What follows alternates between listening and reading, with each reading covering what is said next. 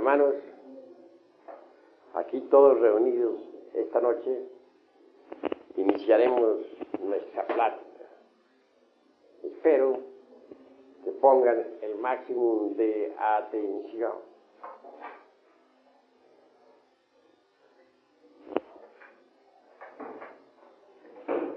Ha llegado la hora de que estudiemos más a fondo todo lo relacionado con el hombre y el universo que nos rodea. Ante todo, se hace indispensable comprender a fondo los procesos de la vida y de la muerte. Incuestionablemente, existen en el ser humano facultades de cognición superlativa, extraordinarias, que se hallan en estado latente y que convenientemente desarrolladas pueden servirnos para estudiar a fondo al hombre y al universo.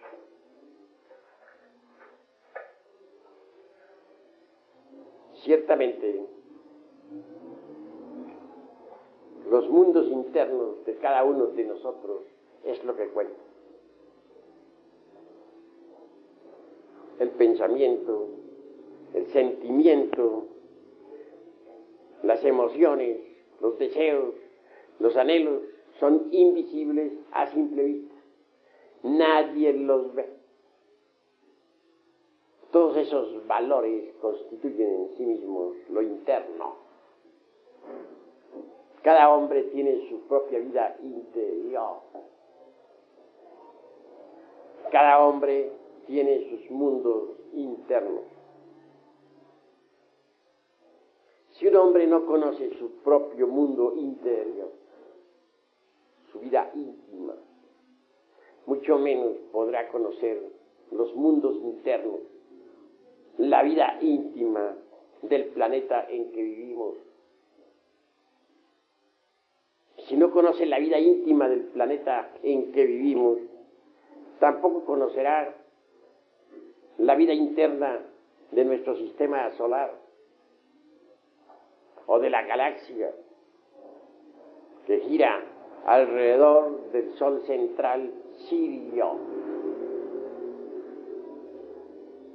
Así pues, si se quiere conocer la vida interna del sistema solar o de la Tierra o de la galaxia, hemos de empezar por conocer nuestros propios mundos internos. Nadie podría conocer a nadie observando únicamente la forma física, el cuerpo físico.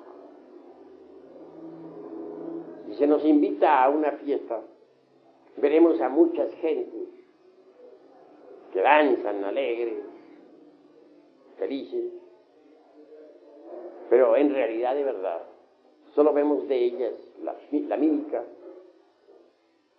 escuchamos su voz sonora, su carcajada, o descubrimos la sonrisa sutil de Sócrates, su continente, etc. Mas nada sabremos en verdad sobre la vida interna de tales gentes. Ver personalidad física o ver personalidades físicas para hablar en forma pluralizada no es descubrir la vida interna de las gentes. Eso de que yo conozco a fulano o a fulana resulta absolutamente falso, porque nadie puede conocer a nadie si antes no se conoce a sí mismo. Decir que conocemos un amigo, que conocemos su vida íntima, que es un amigo íntimo, resulta exagerar la nota, que no podremos conocer verdad íntimamente a nadie. En tanto a sí mismos no nos hayamos conocido. Mas si uno conoce sus propios mundos internos, puede conocer también la vida interna de las personas que le rodean.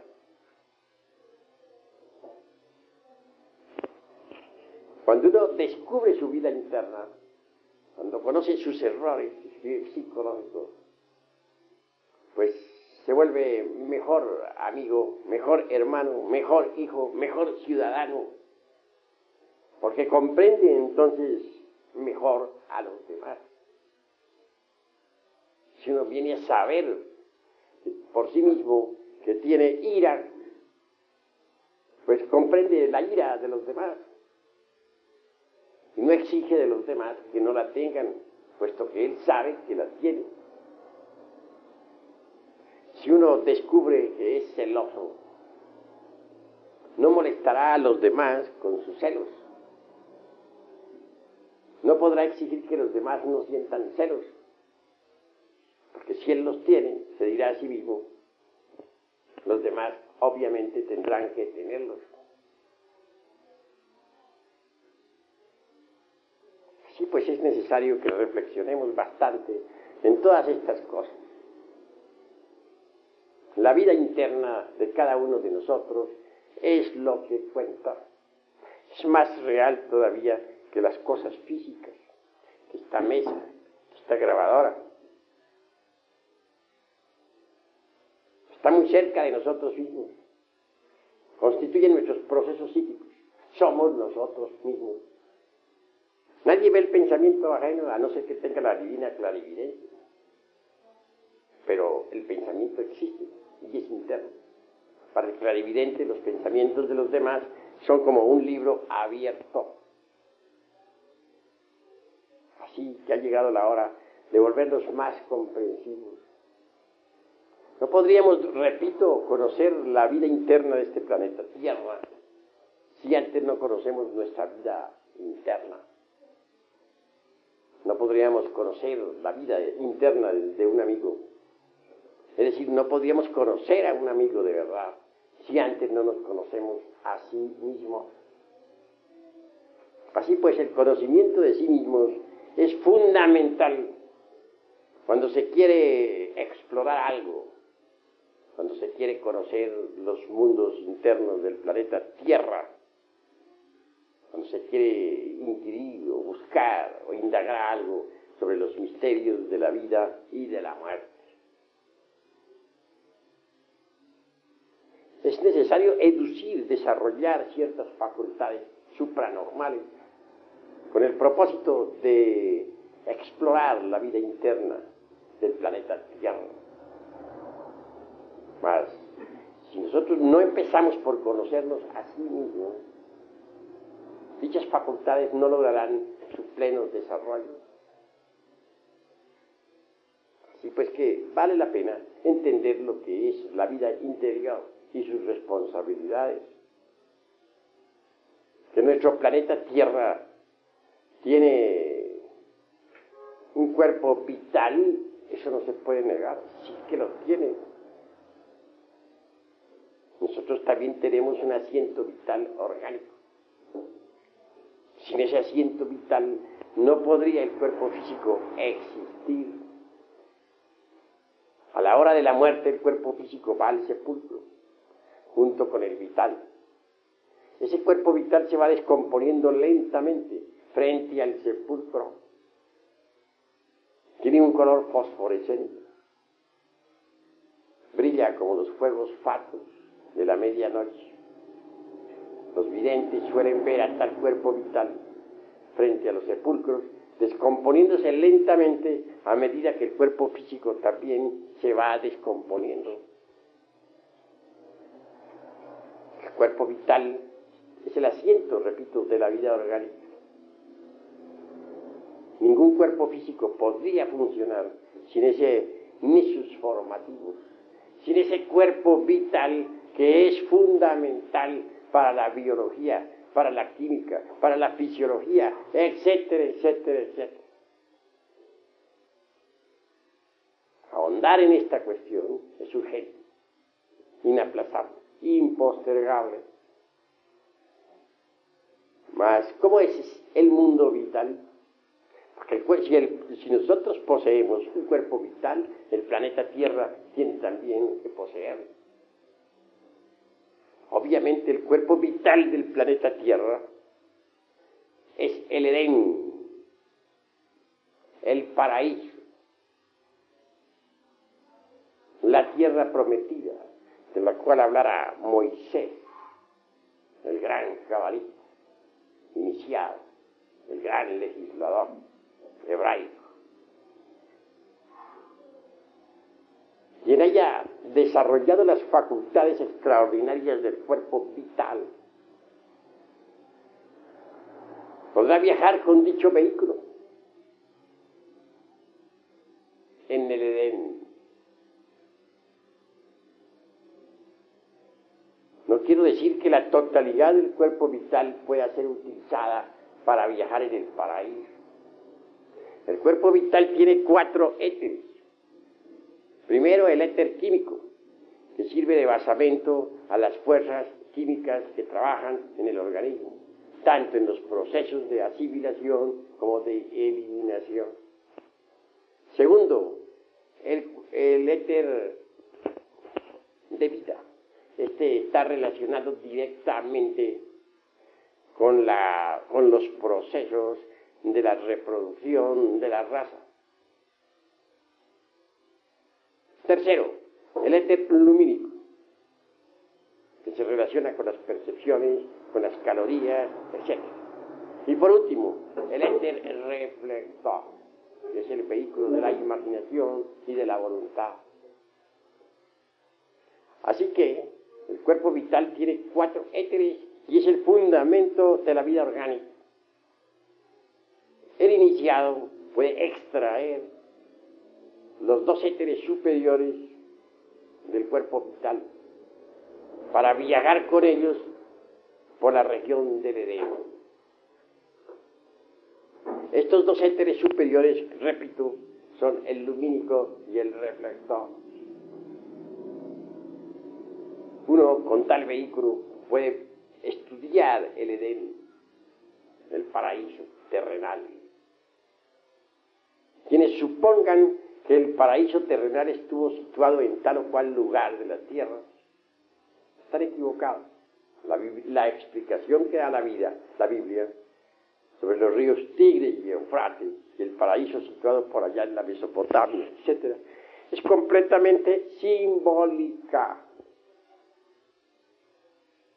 El paraíso terrenal es el cuerpo vital del planeta Tierra.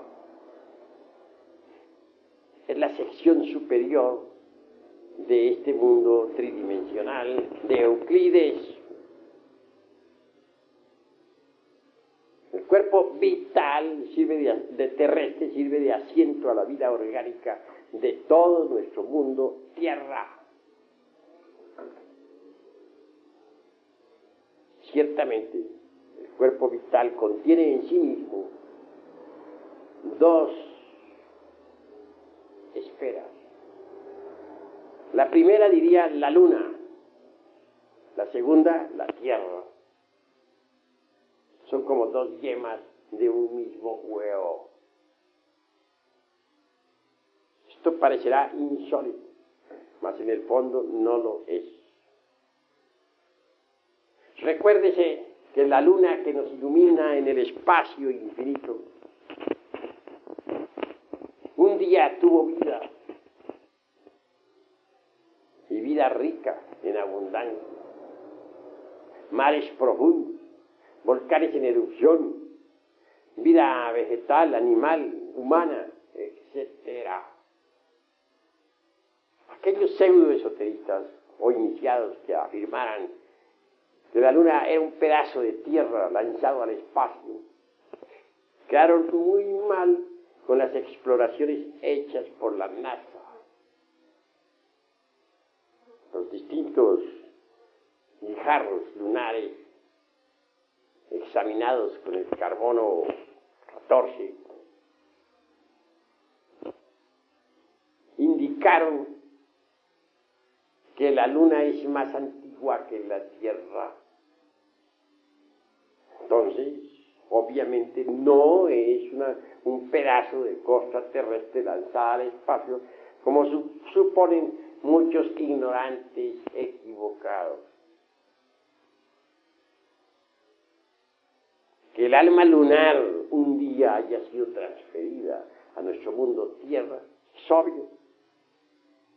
Después de que ese mundo luna se convirtiera en un cadáver, su alma lunar, su principio vital, fue transferido a esta región del espacio y sirvió de nexus formativos para nuestro planeta Tierra.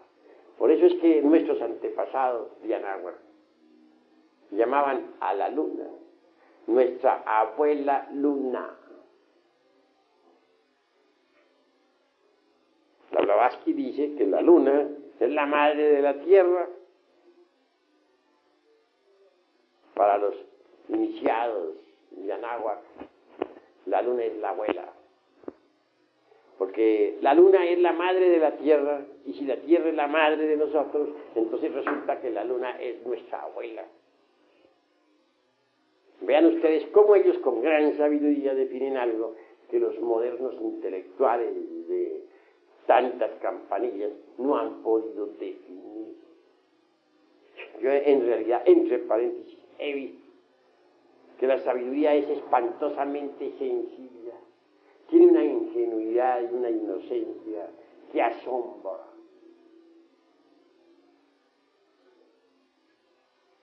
Obviamente, la luna juega un gran papel en la economía orgánica de nuestro mundo Tierra, como quiera que el cuerpo vital de la Tierra abarca también a la luna. Es posible que la luna actúe en forma más directa sobre nuestra Tierra, sobre los organismos, etc. Ya sabemos el papel que hace en relación con las altas y bajas mareas. Ya sabemos la relación que tiene con la función ovárica en el sexo femenino. Ya sabemos la relación que tiene con las distintas enfermedades y los ciclos lunares.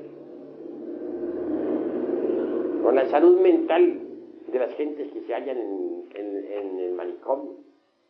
En los cambios de luna se enferman aún más. Etcétera, etcétera, etcétera. La luna influye directamente en la concepción de todas las criaturas vivientes. En creciente la savia sube, en menguante baja.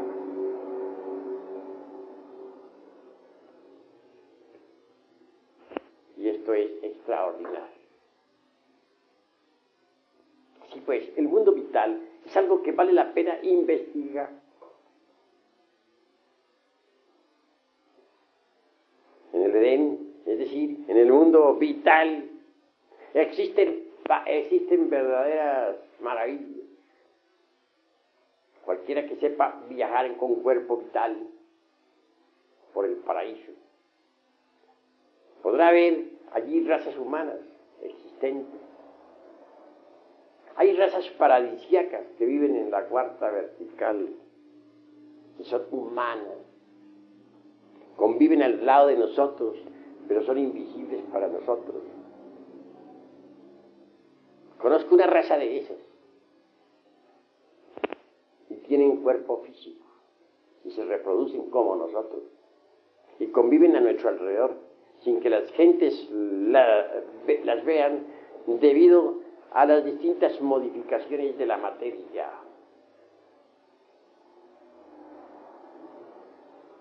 Todavía hay razas humanas que no han salido del paraíso y son dichosas, felices. Gentes de carne y hueso, invisibles para las gentes que viven en la región tridimensional de Euclides.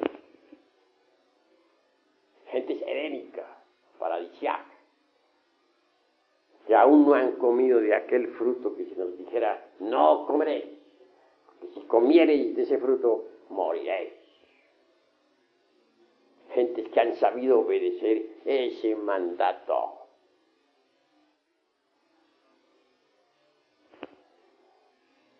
El mundo vital o mundo edénico es precioso.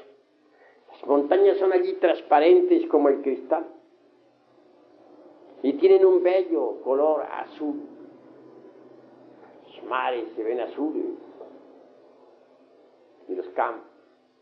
El color básico fundamental del Edén es el azul.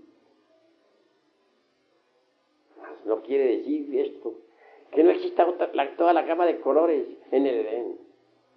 Existe, pero el fundamento es el azul intenso del éter.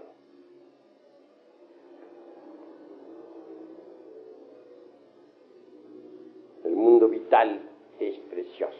Allí hay templos extraordinarios. Allí están los templos de los elementales de la naturaleza. Cada planta, por ejemplo, es el cuerpo físico de un elemental. Una es la familia de los naranjales, otra la de los pinos, otra la de hierbabuena de menta, otra la de los rosales, etcétera, etcétera, etcétera. Esas familias elementales, vegetales, tienen sus templos en el Edén. Allí se reúnen esas criaturas inocentes para recibir instrucción de los devas que las gobiernan. Quien sepa viajar en cuerpo etérico podrá perfectamente verificar por sí mismo y en forma directa lo que en estos instantes estoy enfatizando. Bien vale la pena, pues, inquirir, estudiar más a fondo esta doctrina para descubrir tantos prodigios. Juan el Bautista, indudablemente vive en el mundo vital, es decir, en el Edén, en el paraíso. Juan el Bautista es un verdadero iluminado, un Christus, alguien que ya encarnó en sí mismo al Verbo, a la palabra, al Cristo íntimo. Para poder penetrar en el Edén es necesario saber viajar con el cuerpo vital, haber recibido educación esotérica profunda, mucho más allá de este cuerpo vital que es tan precioso. Descubrimos lo que podríamos llamar el mundo astral. El verdadero iniciado posee un cuerpo astral. No todos los seres humanos lo poseen, pero el iniciado sí lo posee. También el planeta Tierra posee un cuerpo astral. El mundo astral es maravilloso de por sí, es el mundo del color. Tiene 7 tonalidades básicas, fundamentales, de acuerdo con las 7 notas del espectro solar, de acuerdo con los 7 colores básicos. El mundo astral tiene regiones extraordinariamente sublimes y otras, desgraciadamente, infernales. En el mundo astral hallamos las columnas de ángeles y también las columnas de demonios. Podría decirse que en el mundo astral combaten ángeles y demonios. Quien posea un cuerpo astral puede viajar por esas regiones del mundo astral. Puede conocerlas. Puede descubrir sus prodigios. etc. Podría decirse en forma enfática que el mundo astral es el mundo de los sacramentos. Y esto, obviamente, ya está demostrado esotéricamente.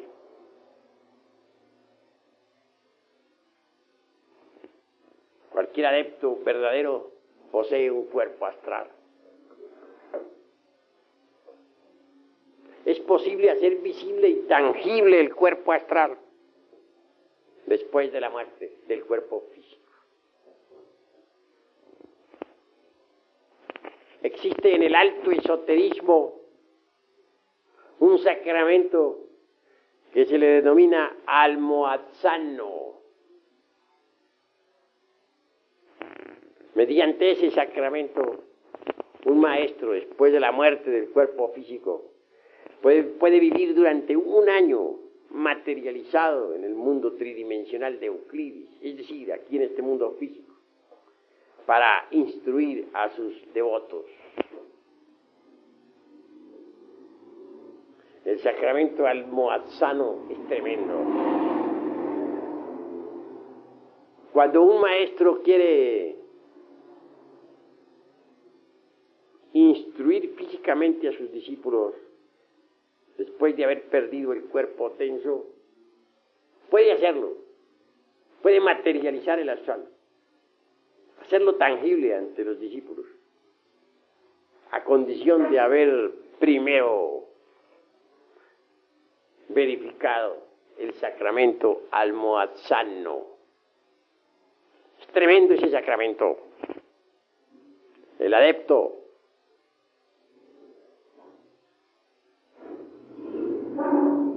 pondrá dentro de su copa o cáliz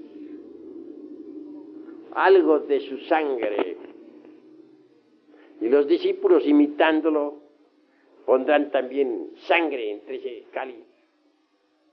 Mezclarán todo el conjunto de sangre. Celebrarán un rito, pero un rito muy especial, en el que cada uno beberá del cáliz. Y se verificará el sacramento almohadzano. Ante todo, esto merece una explicación científica clara y precisa. Dentro de la sangre arterial, dentro de la sangre humana,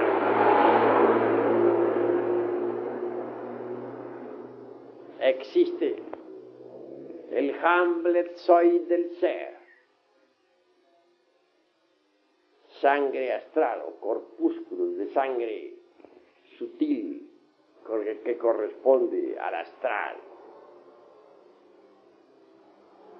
La liturgia, combinada con la operación de sangre, tal como la he citado, permite que el Hamletzoid del ser, es decir, la sangre astral contenida en la sangre física, entre pues en la parte astral de cada uno de los que han celebrado el sacramento. Si en el maestro viene a crear el Hamletzoid del ser de cada uno de sus estudiantes, y en los estudiantes Hamletzoid del ser contenido de la sangre de su maestro. Sangre astral, mejor dicho, contenida en la sangre física, llegará a la parte astral de discípulos y maestros. Así y solo así será posible que el maestro, después de la muerte del cuerpo físico, pueda materializarse, vivir con su cuerpo astral aquí en la región tridimensional de Euclides, en este mundo tenso. Es la región de la luz, la segunda, la región de las tinieblas, donde solamente se oye el llanto y el crujir de dientes. Así pues, el mundo astral es un mundo foático, angélico o diabólico. Y esto es algo que debemos entender. En el mundo astral viven los fallecidos, las almas en pena, los espíritus cautivos.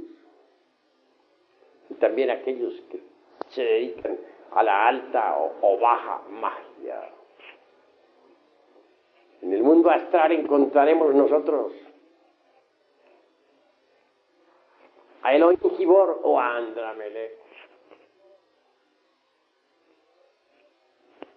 a Michael o a su antítesis, a Shabajot o a Rafael, a Lilith o a Nahemá, a Miguel o a Lucifer, etcétera, etcétera, etcétera. Allí viven las columnas de ángeles y de demonios que se combaten mutuamente. Quienes se dedican a la magia práctica, especialmente, se ubican en el mundo astral. Recordemos nosotros precisamente a Eliphas Levi, el abate Alfonso Luis Costán. Es un gran maestro. Se haya ubicado incuestionablemente en el mundo astral. Allí vive, allí trabaja, allí existe, porque es un mago. La palabra mago hay que revalorizarla. Por estos tiempos desgraciados se llama mago al charlatán, al prestidigitador, al ignorante embaucador que tiene habilidad en manos para engañar al pueblo. En los tiempos antiguos, mago era el sabio, el iluminado, aquel que conocía los misterios de la vida y de la muerte, aquel que había empuñado el cetro de poder, aquel que había desarrollado en su anatomía oculta el fuego serpentino anular que se desarrolla en el cuerpo de la secta. En el mundo astral se puede invocar a los ángeles y también a los demonios. Existen fórmulas angélicas inefables mediante las cuales es posible que los Elohim nos asistan. Mas existen también formas mántricas, diabólicas o litúrgicas mediante las cuales es posible invocar a los demonios. Ángeles y demonios obedecen al mago. Mago es el que sabe entrar en el mundo astral a voluntad, el que es capaz de abandonar el cuerpo físico para moverse precisamente en la región astral. Yo no podría denominar mago a un individuo que no sabe salir del cuerpo físico a voluntad. En el mundo astral viven los magos. Cualquier adepto que se haya dedicado a la alta o baja magia tiene que vivir forzosamente en el mundo astral.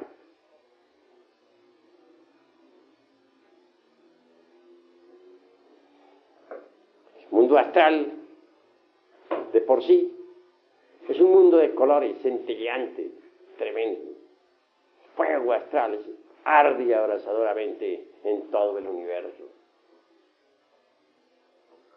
Allí encontramos a las almas desencarnadas. Allí viven, allí existen. Podremos platicar con ellos, con ellas, si sabemos dejar el cuerpo físico a voluntad. Más allá del mundo astral está el mundo de la mente. Cuando un hombre es capaz de fabricarse un cuerpo mental, cuando lo tiene, es también capaz de viajar por el mundo de la mente universal. En el mundo de la mente encontramos sapiencia, sabiduría. Allí están todos los templos de los dioses, los templos de Hermes Trismegisto, donde se mencionan sus obras, donde se rinde culto a su sapiencia. Pocos son los que saben viajar en cuerpo mental. Esto se debe a que pocos son los que se han fabricado para su uso personal un cuerpo mental. Cuando uno aprende a viajar en cuerpo mental, descubre que la mente de la Tierra es gigantesca. Dentro de la mente de nuestro planeta Tierra hallamos los suburbios, los mercados, etc. Mas también hallamos nosotros la parte subliminal del entendimiento universal. En el mundo de la mente hay de todo. Allí están los pensamientos de cada persona, las ideas de cada cual, etc. Algunas almas que en la vida tuvieron buena conducta son recompensadas. Por algún tiempo moran en el Devachan, es decir, en la región de la mente superior. Y hasta logran hacer una visita al causal, aunque más tarde, agotada la recompensa, tengan que regresar otra vez para un nuevo cuerpo físico. En el mundo de la mente hay dolor o felicidad. Todo depende de la región donde nosotros estemos. En las regiones inferiores del mundo de la mente hay dolor.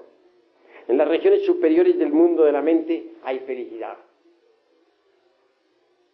En el mundo de la mente encontramos también a muchos devas que aman a la humanidad. Estos trabajan por el bien común.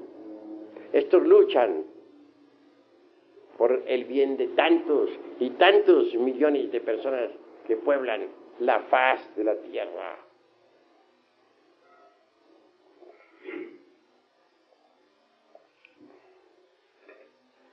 Hermanos, ha llegado la hora de entender claramente que si uno no conoce su propia mente particular, si uno no conoce sus procesos mentales, que si uno no ha aprendido a subyugar su mente y a controlar los sentidos, mucho menos podrá conocer la mente cósmica, la mente universal.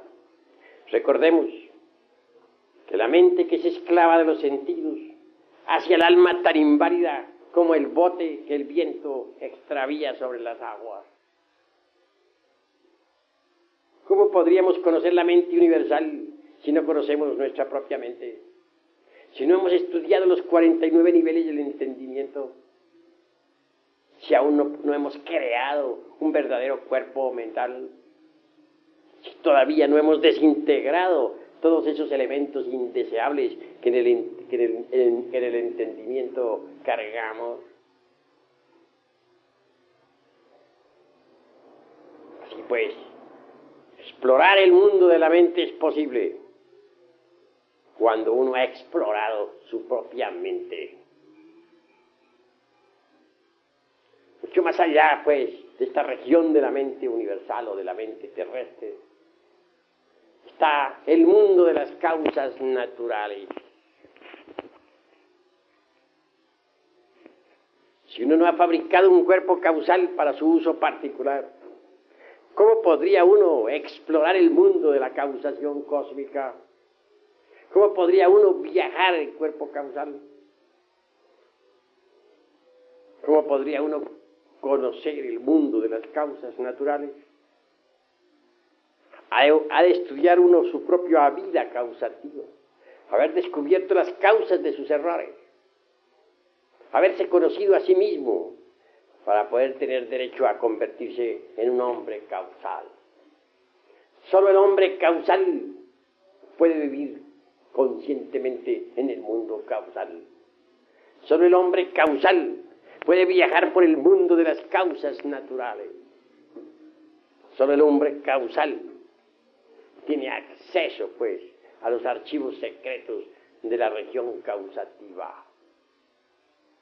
En el mundo de las causas naturales predomina nuevamente el azul intenso, profundo. Los adeptos del mundo causal trabajan por la humanidad. Se les ve vestidos en forma similar aquí a la del mundo tierra. Tienen sus templos y se hallan demasiado ocupados en los trabajos que se relacionan con el bien común. En el mundo de las causas naturales encontramos la ley de la balanza. El hombre causal trabaja siempre de acuerdo con la balanza cósmica. Vive en el más perfecto equilibrio. En el mundo causal descubrimos que no hay efecto sin causa ni causa sin efecto. La causa se transforma en efecto y el efecto se convierte en una nueva causa que origina a su vez otro efecto. Las leyes de causa y efecto son reales y se conocen a fondo cuando se investigan en el mundo de las causas naturales. El hombre causal es el hombre que ha fabricado un cuerpo causal. El hombre causal es aquel que ya tiene una voluntad individual. Debemos decir en forma enfática que el animal intelectual equivocadamente llamado hombre no posee todavía una verdadera voluntad. Obviamente, el animal intelectual todavía no es un hombre en el sentido más completo de la palabra. Cuando uno se ha dado el lujo de fabricarse un cuerpo causal o un cuerpo de la voluntad consciente, sabe lo que es verdaderamente la voluntad. Si pensamos nosotros en la multiplicidad del yo psicológico, si pensamos en que cada uno de los defectos que poseemos está perfectamente representado por un agregado psíquico inhumano, venimos nosotros a descubrir con claridad meridiana que tenemos muchas voluntades. Cada agregado psíquico es como una entidad tenebrosa en nosotros, personificando algún error, y posee su propia voluntad. Así pues, los diversos agregados que en nosotros moran representan distintos impulsos volitivos. Hay pues muchas voluntades en el fondo de nuestra psiquis que chocan entre sí. El animal intelectual no posee una voluntad autóctona, independiente, íntegra, unitotal. No hay unicidad en la voluntad del animal intelectual. Pero cuando uno ha creado el cuerpo de la voluntad consciente, entonces dispone de una voluntad individual con la cual puede trabajar en el universo entero. En el mundo de las causas naturales encontramos nosotros a los hombres causales, aquellos que ya crearon el cuerpo de la voluntad consciente.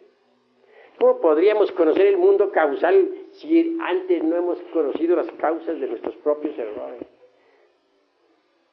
¿Cómo podríamos conocer el mundo causal cuando todavía no conocemos nuestras propias causas equivocadas? En realidad, de verdad, repito, quien quiera conocer los mundos internos del planeta Tierra deberá ante todo empezar por conocer sus propios mundos interiores. Esto requiere autoexploración y trabajo consciente sobre sí mismo. Más allá del mundo de la voluntad consciente, encontramos nosotros el mundo búdico o intuicional.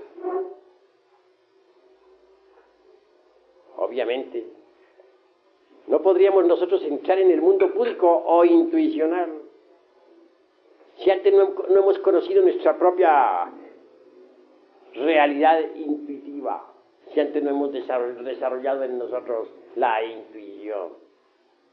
Existe una clara diferenciación entre lo que es el proceso razonativo comparativo y lo que es la intuición. La razón se apoya en el proceso de comparación. Esto es blanco porque aquello es negro o viceversa. Intuición es algo diferente. Es percepción directa de la verdad sin el proceso deprimente de la opción. En el mundo búdico o intuicional existe la intuición. Mucho más allá de la región de la intuición está la región de Atma, el inefable.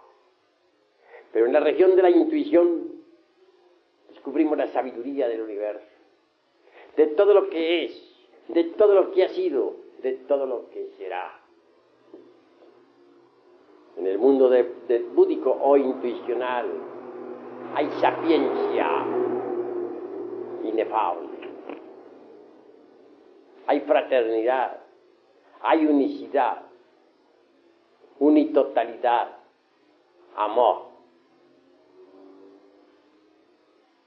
Quienes viven en el mundo de la intuición gozan de la auténtica felicidad. Así pues que vale la pena investigar en todo esto. Mucho más allá del mundo búdico o intuicional está la región de Atma, el inefable, la región del íntimo, del ser.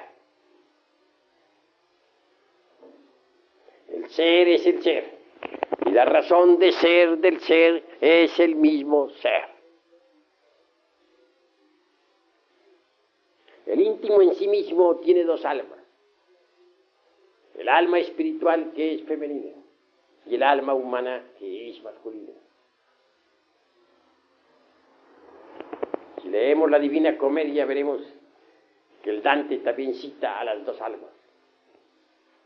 La una, la que trabaja, la humana, y la otra, la que contempla, la que se mira en el espejo de la naturaleza. Mucho se ha hablado sobre el signo zodiacal de Géminis. Yo digo que ese signo lo cargamos dentro de nosotros mismos, en los fondos del alma. El íntimo tiene, repito, dos almas, pero esto requiere rigurosas disciplinas esotéricas. Hay que haber creado antes los cuerpos astrales, mental y causal. Hay que haber trabajado profundamente en sí mismo y dentro de sí mismo, aquí y ahora, sobre el iniciado digno, que ha eliminado el ego, que ha trabajado de verdad profundamente sobre sí mismo, se hace digno de encarnar en sí mismo a las dos almas.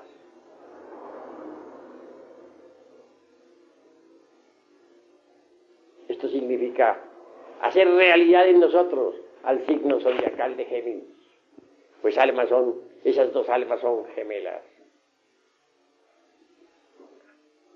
Incuestionablemente, el alma humana debe desposarse con su dama, la valquiria. La Sulamita del sabio Salomón, esa que figura en el Cantar de los Cantares. Quien llegue a encarnar en sí mismo a ese par de almas, logrará la iluminación total, la sapiencia, la sabiduría. Primero es necesario recibir el principio anímico, humano, masculino. Segundo, debe venir el desposorio de la parte humana, masculina, con la parte espiritual, femenina. A través del Budi, de la Valquiria, de Ginebra, de la Beatriz, del Dante Alighieri, resplandece Logos. Obviamente, los principios divinos más poderosos están contenidos en el interior del alma espíritu, del Budi. Por eso la Blavatsky en La Voz del Silencio ha dicho que el Budi es como un vaso de alabastro fino y transparente a través del cual arde la llama de Prajna. Cuando el alma humana, eso que tenemos de humano nosotros aquí adentro, se desposa con el alma y espíritu, viene la iluminación. Se establece la luz interior en nosotros. Quedamos transfigurados, resplandecientes, iluminados.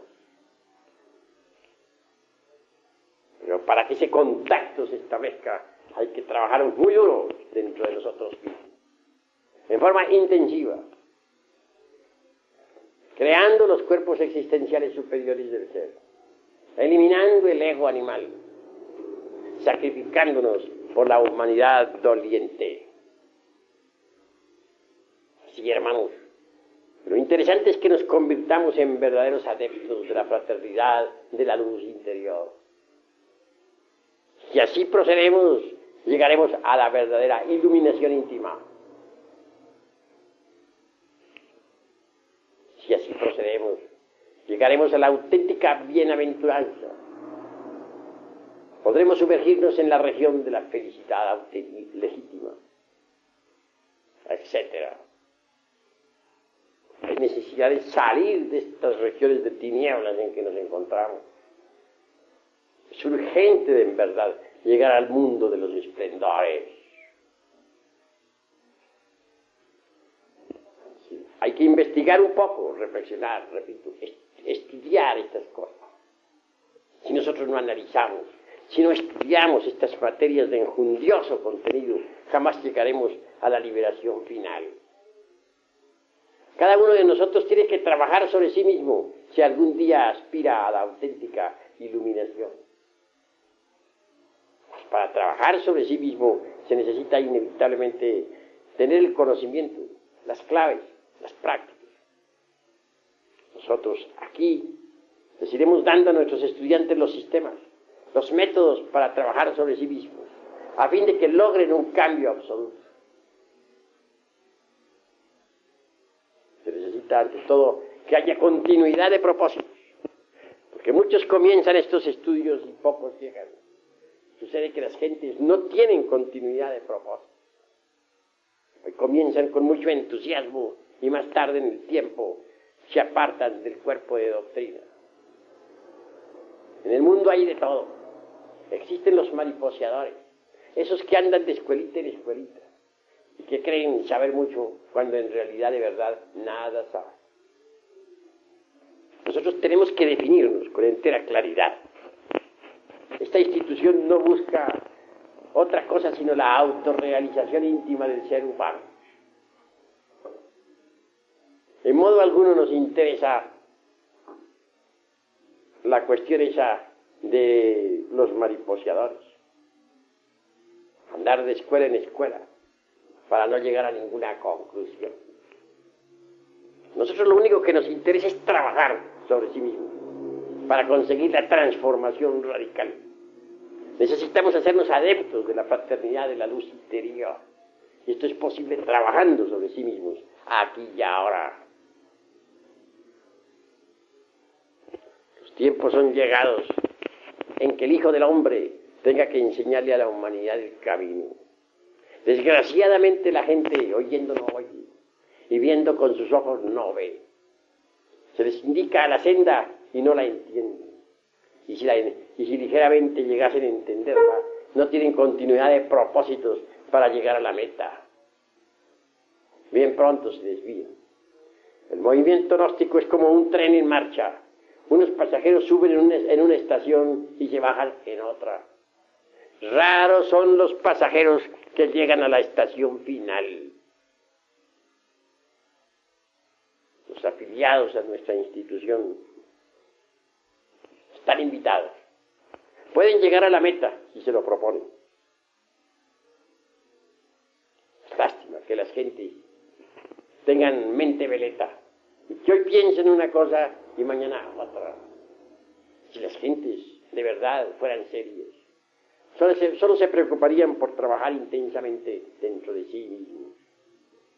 En esta institución le enseñamos a las gentes cómo eliminar los agregados psíquicos indeseables que en nuestro interior cargamos.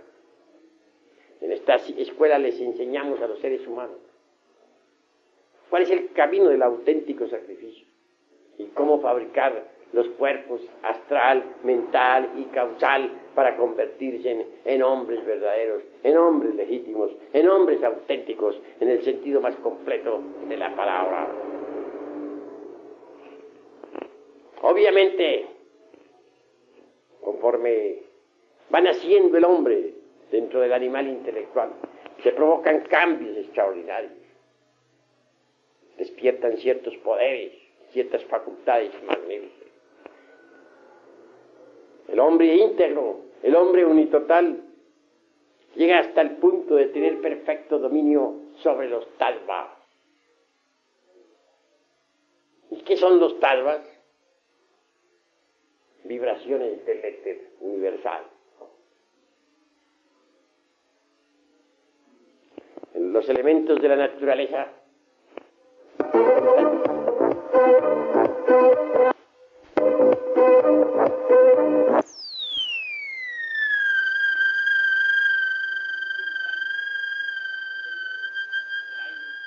Vayu Tattva, el principio vital, etérico del fuego es el Agni Tattva, o el Tejas o Taijas Tattva. El principio vital de la tierra es precisamente el Prithvi Tattva. El hombre auténtico, legítimo, aquel que ha fabricado los cuerpos astral, mental y causal, aquel que es capaz de entrar en el mundo etérico, aquel que es capaz de moverse por el mundo astral, aquel que puede penetrar inteligentemente en el mundo de la mente cósmica o viajar por el mundo de las causas naturales. También adquiere poder sobre los elementos de la naturaleza, sobre la perfumada tierra y sobre el fuego flamígero, sobre las aguas tempestuosas y sobre el huracanado viento. Por este motivo, el adepto llega de verdad a convertirse en un rey de la naturaleza y del cosmos. Los tattvas en sí mismos pertenecen al mundo etérico, a ese mundo vital, a ese cuerpo vital del planeta Tierra. Los tattvas son vibraciones del éter. Los tattvas penetran directamente en las glándulas endógenas del organismo humano, pero no vuelven a salir de allí. Los tattvas, al entrar dentro de las chakras, pasan a las glándulas endógenas y se transforman en hormonas que circulan por la sangre, y eso es todo. De allí no vuelven a salir. Despertar los poderes tálmicos es asombroso. Mas esto solamente es posible para el hombre auténtico, para aquel que es capaz de vivir en el mundo astral conscientemente, o para aquel que sabe viajar por el mundo de la mente, o para aquel hombre causal que ha establecido su centro de gravedad precisamente en el mundo de las causas naturales. Autorrealizado es un hombre en el sentido más completo.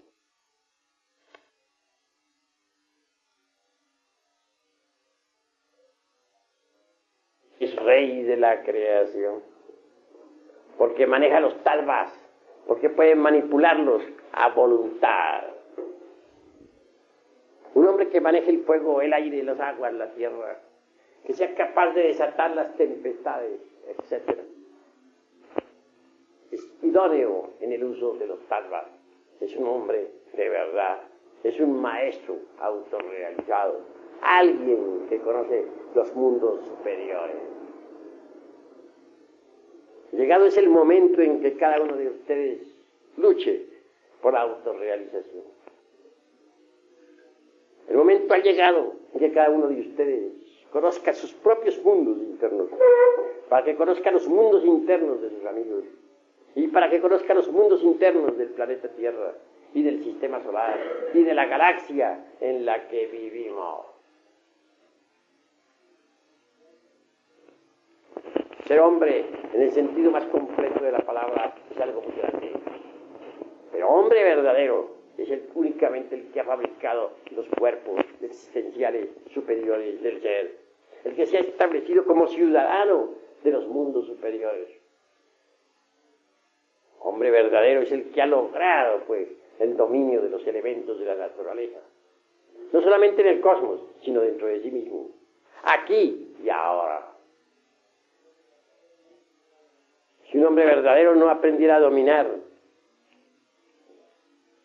los principios inteligentes de su propio cuerpo físico, representados por esos gnomos atómicos o elementales del sistema óseo, tampoco podría dominar a los gnomos del planeta en que vivimos, a los gnomos que viven entre las rocas de la Tierra. Si un hombre auténtico no pudiera dominar a las inquietas ondinas atómicas que viven entre sus aguas seminales y en la linfa, tampoco podría dominar a las ondinas y elementales acuáticos de los ríos y de los mares. Si un hombre verdadero no pudiera dominar el aire de sus pulmones, si no tuviera capacidad para controlar en verdad a los elementales de su propia mente, a esos que juegan con la sustancia de su entendimiento, a esos que bullen y palpitan entre sus inquietudes inteligentes, tampoco tendría poder para dominar a los hipos de la naturaleza, a esos que gobiernan las nubes, a esos que les hacen, que mueven el huracán y la tormenta. Si un hombre real, auténtico, no tuviera perfecto dominio sobre sus principios ígneos, si no pudiera dominar sus ardientes impulsos sexuales, si fuera víctima de sus propias salamandras atómicas, tampoco podría dominar a los elementales ígneos de los volcanes en erupción o del fuego del interior del planeta en que existimos. Así que para poder manejar los talvas tenemos que empezar a manejar nuestros propios impulsos dentro de sí mismos, los elementos naturales que nosotros tenemos. Si un hombre no aprende a dominar su cuerpo, mucho menos podrá dominar al gran cuerpo llamado Tierra. Si un hombre no aprende a dominar su propio cuerpo vital, tampoco podría manipular los talvas. Si un hombre no aprende a dominar sus propias emociones y deseos personales, tampoco puede manejar la corriente astral del planeta Tierra. Si un hombre no es dueño de su mente, tampoco podrá ser dueño de la mente universal. Si un hombre no es dueño de su voluntad personal, tampoco podrá ser dueño de la voluntad cósmica. Quien quiera sentarse en el trono de mando de la naturaleza, deberá antes que todo tomar posesión de sí mismo, convertirse en amo de sí mismo, en señor de sí mismo.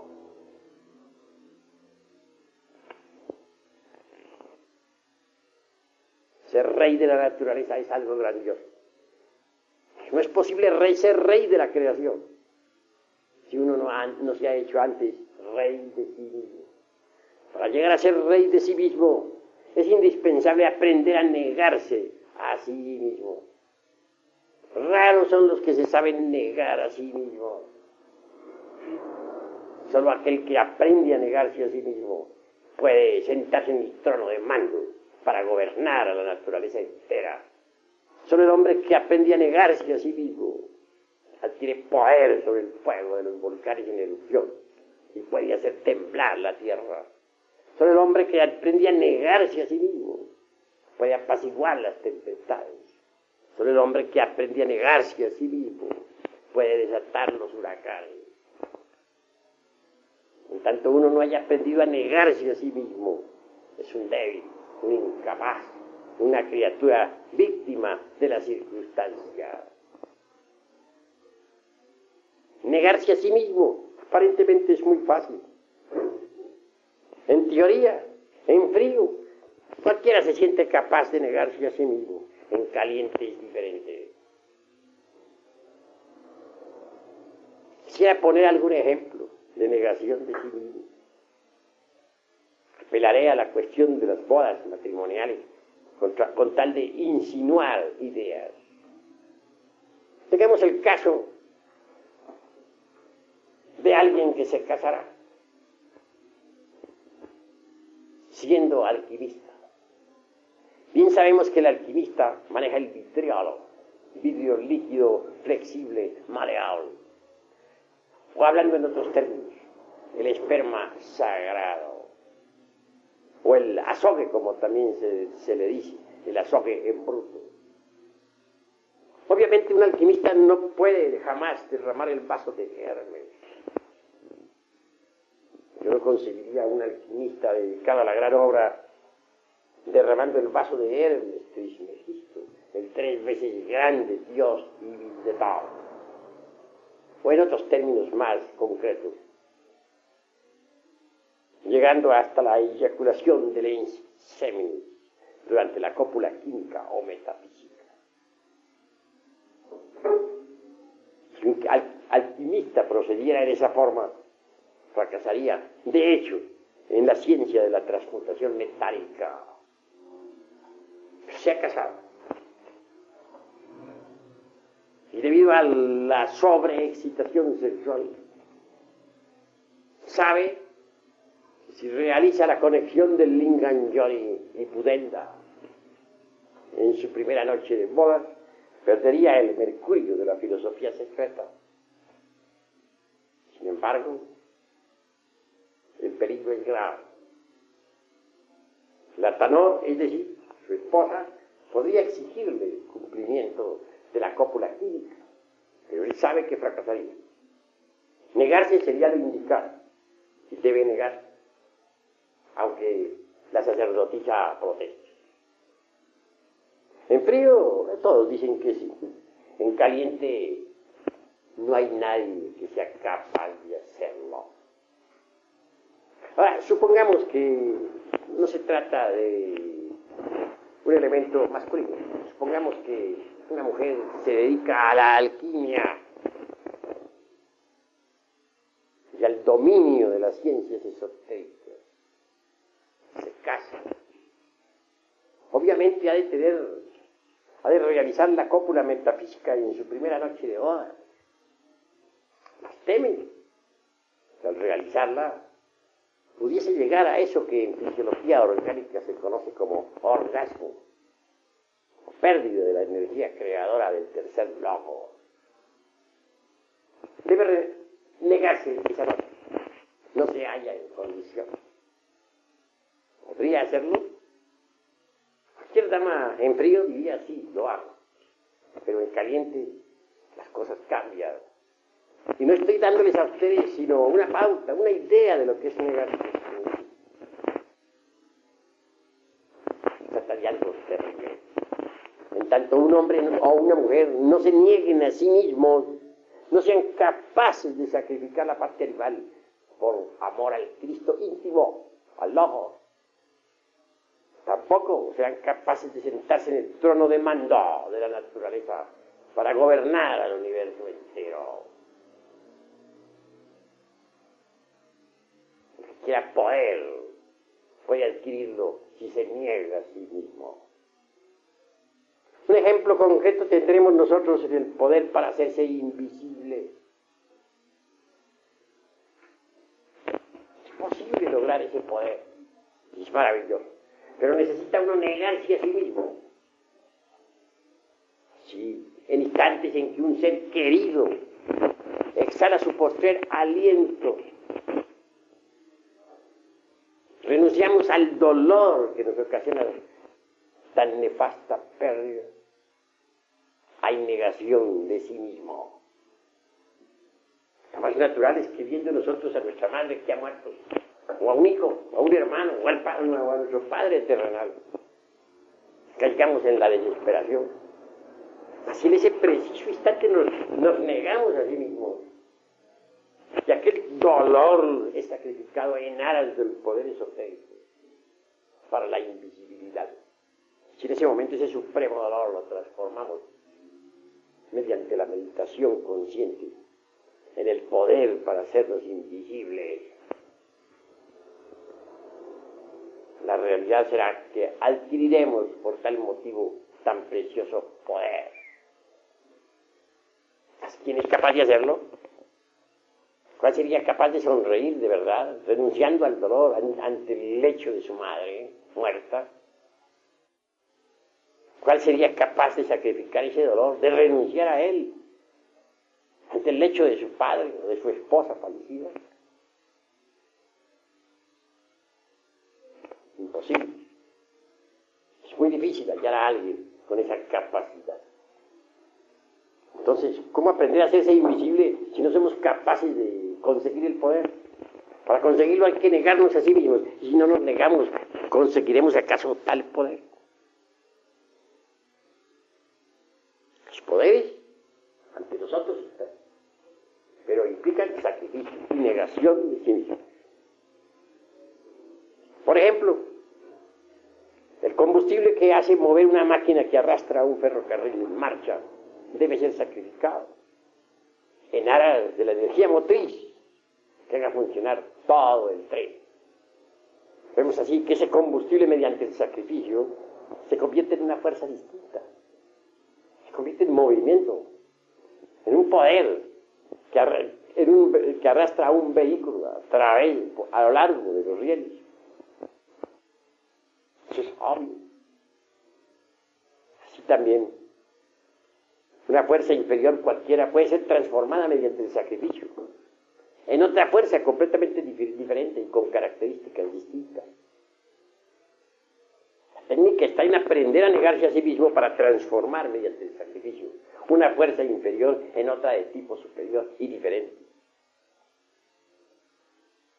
Solo así, procediendo así, transformándonos de esa manera, de ese modo, es como es posible en verdad llegar a ser reyes de los Tattvas, hombres en el sentido más completo de la palabra, hombres solares, hombres dioses.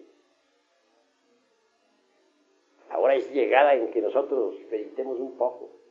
En los antiguos tiempos de la Arcadia, cuando los ríos de agua pura de vida manaban leche y miel,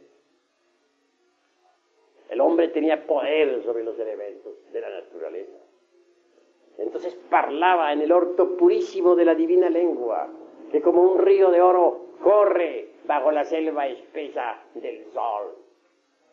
Esa era la edad de los titanes, la edad en que los ríos de agua pura de vida manaban leche y miel.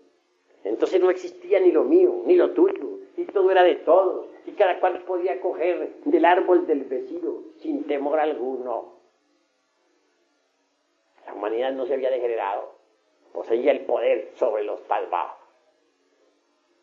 Ahora necesitamos la reconquista de ese poder, pero para conseguir tales facultades se hace necesario el sacrificio, la renuncia de sí mismo, la transformación radical. Aquí en esta institución vamos a enseñarles a ustedes el camino que los conducirá al superhombre. Ha llegado la hora del superhombre. Ha llegado la hora en que nosotros debamos empezar por crear al hombre. Incuestionablemente lo primero será la creación del hombre. Y luego entraremos en el reino del superhombre. El hombre en sí mismo es grandioso. Es el rey de la naturaleza y del cosmos. El superhombre está más allá todavía. El superhombre es el hombre que ha logrado integrarse con la divinidad.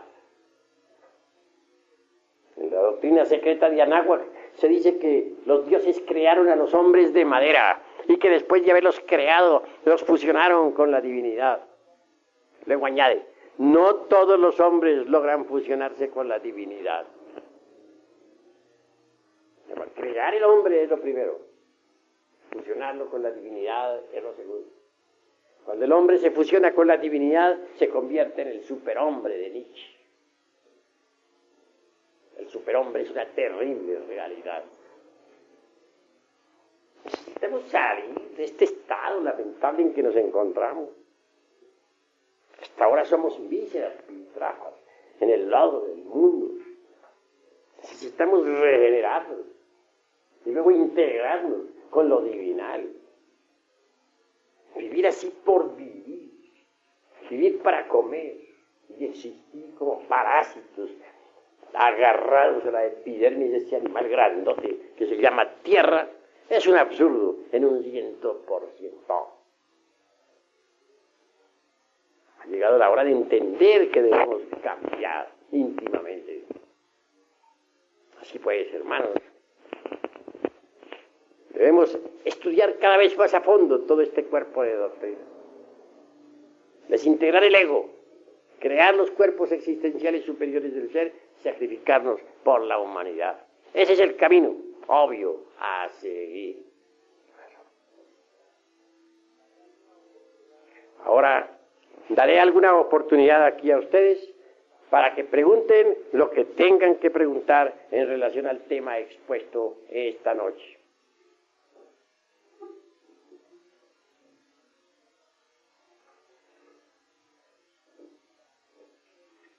A ver, el que quiera preguntar algo puede hacerlo con la más entera libertad.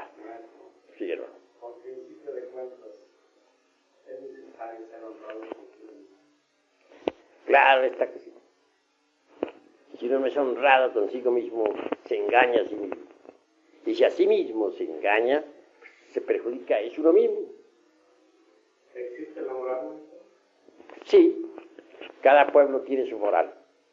La moral es esclava de las costumbres, de los tiempos y de los lugares.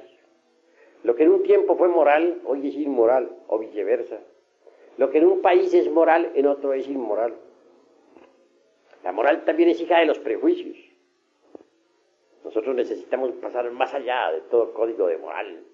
Necesitamos entrar en el reino de la comprensión creadora, en el reino del superhombre. ¿Alguna otra pregunta?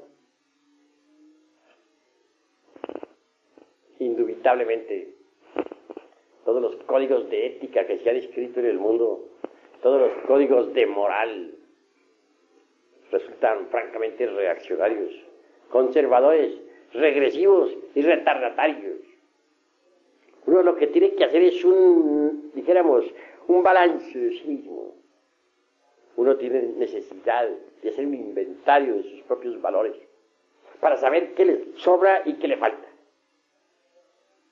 Y entonces caminar por donde debe caminar, de acuerdo con sus necesidades psicológicas. Así se detiene uno en los postulados rancios y torpes de todos los códigos morales escritos por distintos autores. Fracasará en este inventario y no logrará en modo alguno la autorrealización íntima del ser. Es necesario descubrir que tenemos dentro de sí mismos elementos indeseados. ¿Es acaso hermosa la ira, la codicia, la lujuria, la envidia, el orgullo, la pereza, la gula? Tenemos defectos espantosos. Hay que desintegrarlos. Hay que reducirlos a polvareda cosa. Solo así es posible que la conciencia despierte. Una conciencia iluminada, una conciencia despierta, puede ver el camino y hollarlo firmemente. Pero si nosotros no desintegramos los elementos indeseables que en nuestro interior cargamos, obviamente el despertar será imposible. ¿Cómo podría entonces un hombre dormido investigar la vida en los mundos superiores, en el astral, en el mental, en el causal? Para poder ser investigador competente de la vida en los mundos superiores, ante todo, debe uno haber despertado. No es posible lograr el despertar de la conciencia en tanto continúe dentro de nosotros existiendo toda esa cantidad de valores negativos y fatales que en nuestro interior cargamos. Es decir, todos nuestros defectos de tipo psicológico. ¿Hay alguna otra pregunta? Sí. Mucho tiempo me pregunté yo si había en este planeta Tierra una persona que careciese de todo eso. Sería bueno acabar de especificar tu pregunta. Bueno, referente a todo lo que usted acaba de explicar, maestro, todas las blancas por las que estamos corriendo nosotros, se da uno cuenta que a instante el hombre está expuesto al error, que es mucho más difícil el camino. Pero si encuentra uno a ese hombre, no puedo presentarlo, maestro, si usted es uno de ellos, mas sí puedo pedir desde lo más profundo de mi ser, un rayo de luz. Ante todo, agradezco vuestras buenas intenciones, sus hermosas palabras. la sinceridad de tu corazón. Obviamente que en tanto nosotros no hayamos eliminado de sí mismos todos los elementos indeseables que cargamos, tal rayo de luz sería imposible. Así nosotros morimos en sí mismos. Si conseguimos disolver el ego animal, ese rayo no solamente brillará en nosotros, sino que se proyectará también sobre las multitudes. Por lo tanto, necesario es que hagamos un inventario, como ya dije, de sí mismos, para saber qué nos sobra y qué nos falta. Porque muchas virtudes que creemos tener, no las tenemos. Y muchas cualidades nos faltan y debemos adquirirlas. Sí, hermanos, la hora es llegada en que seamos sinceros consigo mismos, en que nos autodescubramos, en que nos resolvamos de verdad a eliminar nuestros defectos de tipo psicológico. ¿Alguna otra pregunta de los hermanos? ¿Puedes tomar la palabra?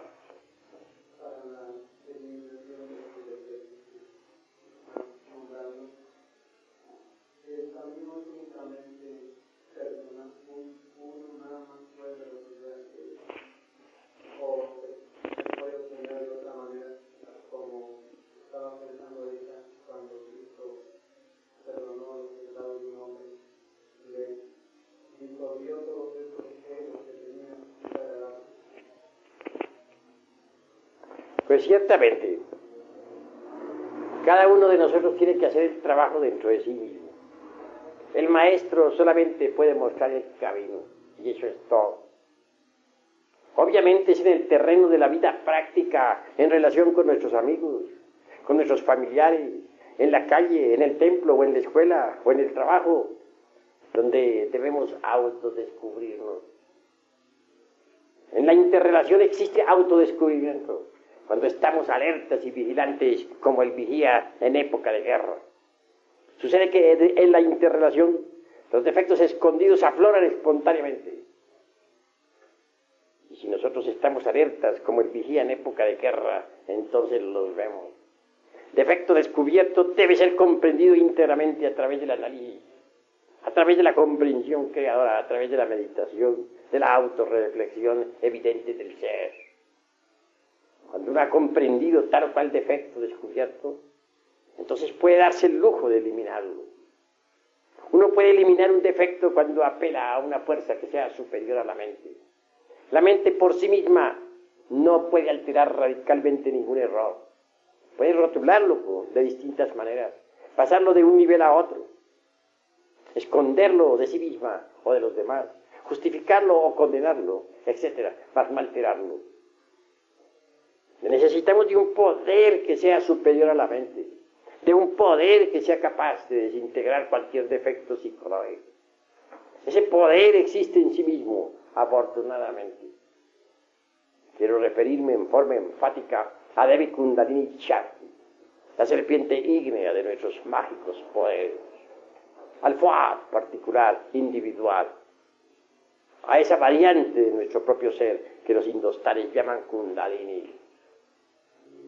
Si uno apela a ese poder, si uno implora el auxilio de Devi Kundalini Shakti,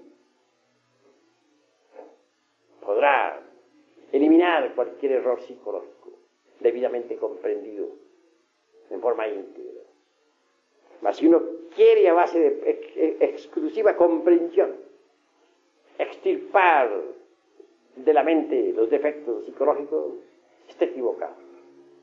Es cierto que mediante el cuchillo de la conciencia uno puede separar de su psiquis a cualquier defecto psicológico, pero este continuará como un demonio a nuestro alrededor. Buscará la forma, la manera, pues, de intervenir en cualquier instante dado. Y al fin volverá a acomodarse dentro de los 5 cilindros de la máquina orgánica. Así pues, comprensión solo no es todo. Necesitamos eliminación. Y la eliminación no es posible sin un auxilio superior. Necesitamos de esa flama sagrada que se desarrolla en la espina dorsal de la zeta gnóstico. Necesitamos de Kundalini Shakti, la madre cósmica. Solo ella, la Divina Madre, cósmica, particular, individual, de cada uno de nosotros, puede eliminar de nuestro psiquis el defecto que previamente hayamos comprendido en forma íntegra en todos los departamentos de la mente. Y ahí pues el camino obvio a seguir. Primero hay que descubrir un defecto, después hay que comprenderlo y por último eliminarlo. A los espías en la guerra primero se les observa, segundo se les sienta en el banquillo de los acusados y tercero se les lleva al paredón de fusilamiento. Así también debemos hacer nosotros con nuestros defectos psicológicos, con los yoes defectos, con los yoes que en nuestro interior cargamos. ¿Hay alguna otra pregunta? Cuando se refiere a la madre cósmica, es lo que hizo referencia anteriormente a las dos almas que tenemos, la humana y la espiritual, la femenina y la masculina. ¿Se refiere la madre cósmica al alma espiritual? No me estoy refiriendo a eso. Me estoy refiriendo a la cobra sagrada de los misterios de Leus.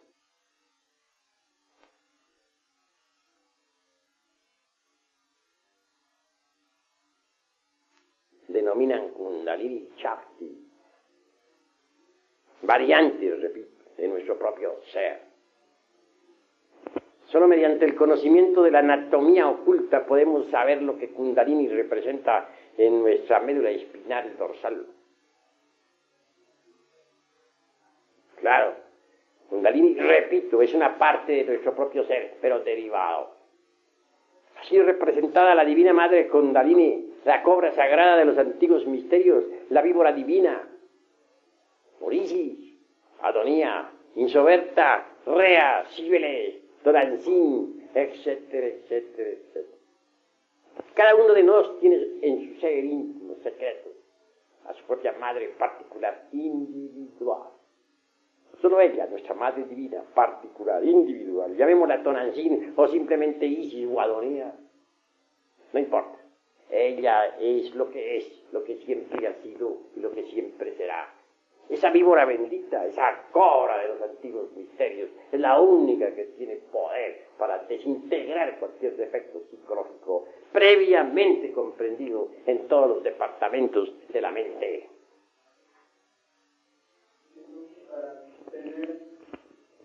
Para poder eliminar los egos, se necesita tener ese conocimiento oculto que dice de la anatomía. Para poder eliminar los yoes diferentes que personifican a nuestros errores, lo único que se necesita es saber amar. Si un hombre no ama a su propia madre divina, no podrá desintegrar los yoes. El hijo ingrato no progresa en estos estudios. Pero si uno verdaderamente ama a su madre íntima particular, representada por María, Maya, Isis, Adonía, Rea, Cibeles, etcétera, etcétera, etcétera, podrá entonces desintegrar sus defectos. Será asistido.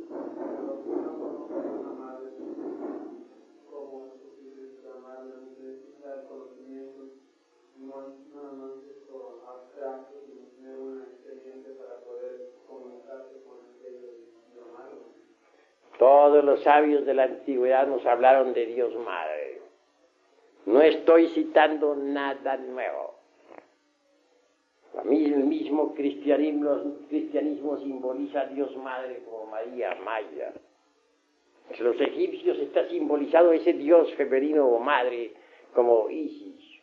Entre los hebreos está representado por Adonía. También está representado por Cibeles en la Creta antigua. O por la casta diana entre los griegos. O por Tonantzin aquí en nuestra patria mexicana. No estoy diciendo nada nuevo. Estoy diciendo que debemos amar a Dios Madre. Este Dios Madre está dentro de nosotros mismos, no fuera de sí mismo. Repito, una variante de nuestro propio ser, aclaro, pero derivado. Indico, si uno sabe amar a Dios Madre, puede conseguir la eliminación de sus defectos psicológicos. Eso no veo necesidad de teorizar. Amar, eso es todo. Uno de niño se dirige a su madre sin necesidad de tantas teorías ni de tantos análisis. También puede uno dirigirse a su madre divina, inefable. No importa el nombre que se le dé, María o Isis o como se quiera, pero puede dirigirse a ella con verdadero amor, suplicándole desintegre el defecto comprendido en todos los niveles de la mente. Esto es cuestión del corazón, esto es cuestión de saber amar. ¿Alguna otra pregunta, hermano?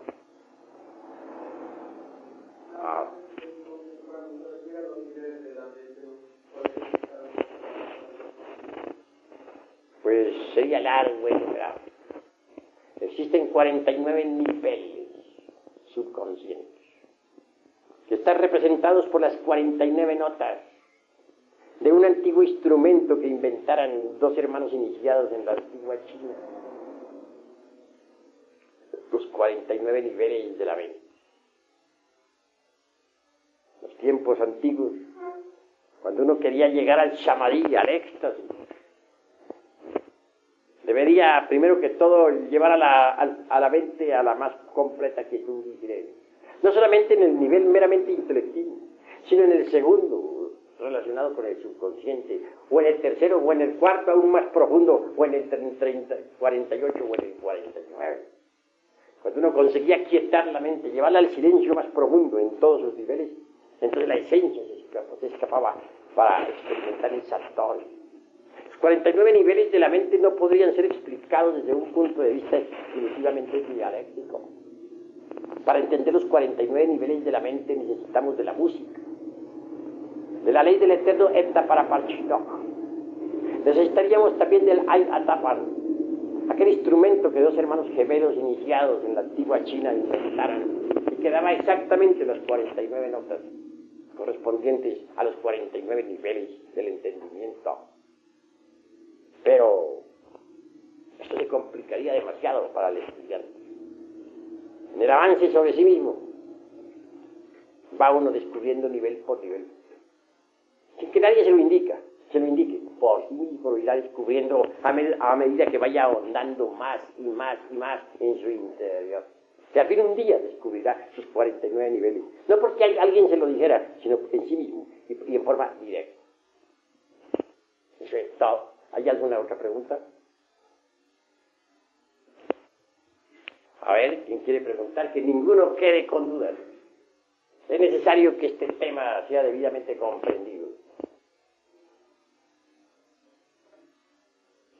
Bueno, como los veo a todos tan callados, no me queda más remedio que decirles, hermanos, esta convocación ha terminado.